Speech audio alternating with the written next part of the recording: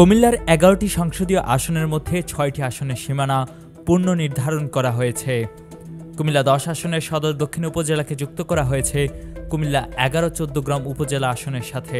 কুমিল্লা ৯ লাকসাম আসন ভেঙে মনোহরগঞ্জ উপজেলা নিয়ে যাওয়া হয়েছে নাঙ্গলকোট উপজেলার সাথে এবং কুমিল্লা ১০ আসনের লালমাই উপজেলাকে যুক্ত করা হয়েছে লাকসামের সাথে।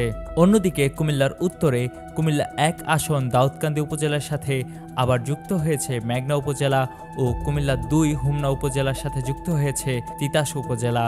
নির্বাচন কমিশনার মোহাম্মদ আনোয়ারুল ইসলাম সরকার বুধবার রাজধানীর আগারগাঁওয়ে নির্বাচন ভবনের নিজ কার্যালয়ে সাংবাদিকদের এসব তথ্য জানান।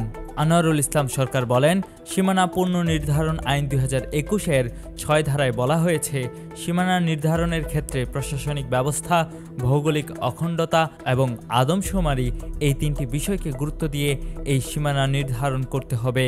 তবে আদমশুমারি ২০২২ অনুযায়ী কিছু বিষয় একটু অসামঞ্জস্যপূর্ণ রয়েছে। আমাদের কাছে হালনাগাদ ও ভোটার সংখ্যা রয়েছে। এছাড়া আমাদের ভোটার তালিকা ও ভোটার সংখ্যার ভিত্তিতে কমিটি গড় আসন ভিত্তিক ভোটার সংখ্যা নির্ধারণ করেছে।